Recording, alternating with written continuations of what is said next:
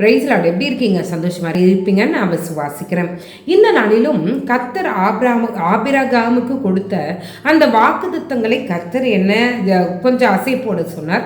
அந்த வார்த்தைகளின் மூலமாக கர்த்தர் பேசின காரியங்களை உங்களிடத்துல நான் பேசி கொண்டிருக்கிறேன். இப்பொழுதும் ஆண்டவர் கொடுக்கிற ஒரு வார்த்தை என்னன்னா, ஆதியாகமம் 22 அதிகாரத்தின் 18 வசனம், நீ என் சொல்லுக்கு கீழ்ப்படிந்தபடியினால் உன் சந்ததிக்குள் பூமியில் உள்ள சகல ஜாதிகளும் ஆசிர்வதிக்கப்படும் என்றும் என் பேரில் ஆணையிட்டேன் என்று கர்த்தர் சொல்லுகிறார்.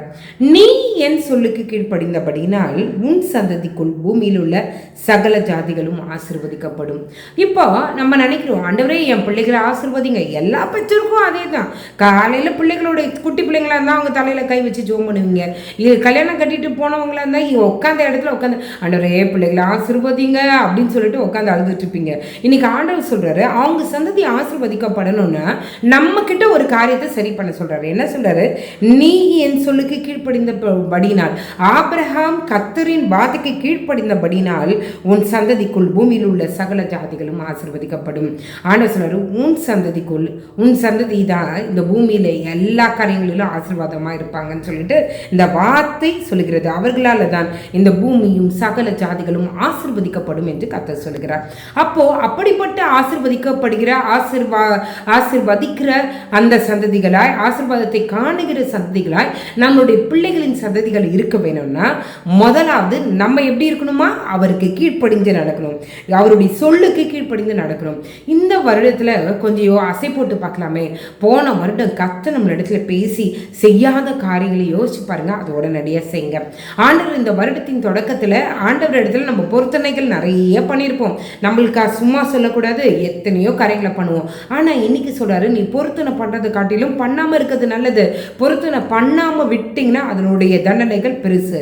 இப்போ ஆண்டவர் சொல்றாரு, அம்மா இந்த வருட தொடக்கத்துல நான் உங்க கூட பேசினேன்ல, அந்த காரியங்கள், அந்த ஆசீர்வாதங்கள் உன்னுடைய வாழ்க்கையில நிறைவேறணும்னா நான் சொன்னதுபடி நீ செய்யின்னு சொல்லிட்டு ஆண்டவர் என்னென்ன காரியங்களை பேசினாரோ அதன்படியே நம்ம செய்யும் போது நம்ம மட்டும் ஆசீர்வதிக்க மாட்டோங்க, நம்மளுடைய சந்ததியும் ஆசீர்வதிக்கப்படும் என்று கர்த்தர் சொல்கிறார். ஹல்லேலூயா. இன்றைக்கு ஆண்டவர் சொல்லுகிறார், என்ன சொல்றாரு?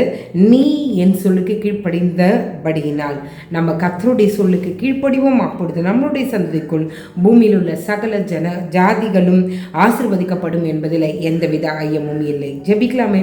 எங்களை நேசிக்கிற நல்ல பரமபிதாவே, அப்பா, முதலாவது எங்களை கீழ்ப்படிய சொல்றீங்க ஆண்டவரே. என்னென்ன காரியங்களில் நாங்கள் கீழ்ப்படியாமல் உம்மை பின்னுக்கு தள்ளி நாங்கள் முன்னுக்கு நிற்கிறோமோ எல்லா காரியங்களும் என் கர்த்தர் மன்னிப்பீராக. சந்தோஷம் சமாதானத்தினால நீர் எங்களை நிரப்புவீராக.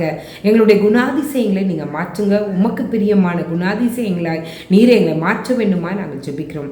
இங்கே வசனம் சொல்லுகிறது ஆண்டவரே, ஆபிரகாமை பார்த்து நீங்கள் சொல்றீங்க, நீ என் சொல்லுக்கு கீழ்ப்படிந்தபடியினால். ஆண்டவரே, ஆபிரகாமினிடத்துல பேசின அதே தேவன் எங்களிடத்துல நீங்கள் பேசுறீங்களா, அதுக்காக உமக்கு நன்றி.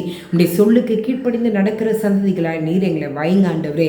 என்னை கீழ்ப்படியாமையின் ஆவி, ஆண்டவரே, சோம்பலின் ஆவி, ஆண்டவரே, எங்களை பின்னுக்கு தள்ளி கொண்டிருக்கிற எல்லா வான சேனை பொல்லாத ஆவிகளை இயேசுவின் நாமத்தினால நாங்கள் சுட்டிருக்கிறோம். விடுதலை உண்டாகட்டும் ஆண்டவரே.